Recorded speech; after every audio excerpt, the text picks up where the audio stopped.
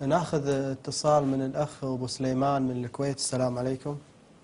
السلام عليكم مولانا، شو اخباركم؟ وعليكم السلام ورحمة الله وبركاته. أهلا وسهلا.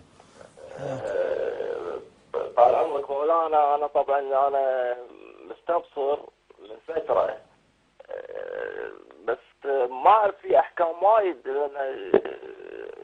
الله يهديهم اللي استبصروا خلوني استبصر. طبعا كل من فل وما أشوفهم، اللي سافر واللي راح الله يهديهم، وخلوني ضايع بالمذهب ولا عارف شيء. حتى سالفة الخبز ما أعرفها مولانا. بس أنا بالنسبة حق طرح الموضوع اللي تو الحين قاعد تقوله مال الأذان، هو هذا زيد هذا اللي قال شاف الحلم، هو أيده بعد هم عمر نفسه. أنا قريتها من ساعة في سنة ابن ماجه إن عمر هو اللي شاف نفس الحلم معاه، وقال لا أنا أيدك لأني أنا شفت الحلم اللي سمعته، وقال حق النبي قبل لا يشتري. كان بيشتري هذا البوق وعشان انه يغلب البصاره واليهود، ونهى عنه. قال له لا انا اعطيك الاذان وشو اسمه وخليك تاذن على نفس الاذان اللي انا شفته وايده. فعلا هذا من عمر. بس انا اللي محيرني في شغله هذه اللي مثل يتبعبص يحركون صبعهم، ما ادري يعني انا ماني فاهم هذه هم من عمر بعد ولا من شنو؟ أحسنت. لا يبعد ذلك، لا يبعد ما ذلك. في حرك صبعه.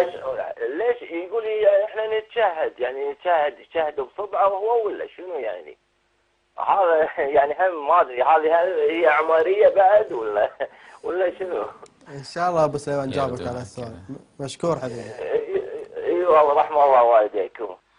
السلام عليكم وعليكم السلام ورحمة الله وبركاته. أبو سليمان من الكويت مستبصر أو مهتدي، يسأل عن موضوع رفع الإصبع في الصلاة. مع التشهد يرفعون إصبعهم من الصلاة، يقول في ثواب. هل هي من عمر البدعة؟ يعني لا يبعد ذلك. أنا لم أحقق في الأمر إلى الآن، ولكن لا يبعد عندي ذلك.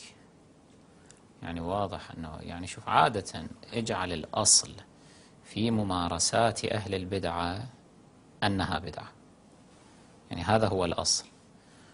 ولأننا نعلم أن معظم بدعهم جاءت من رؤوسهم ومن أكبرها عمر بن الخطاب، فإذا لا يبعد أن يكون الأمر من عمر نفسه. نعم. إنما يحتاج الأمر إلى تحقيق، والمهم أنه لا يعمل الإنسان ما يعمله أهل الخلاف.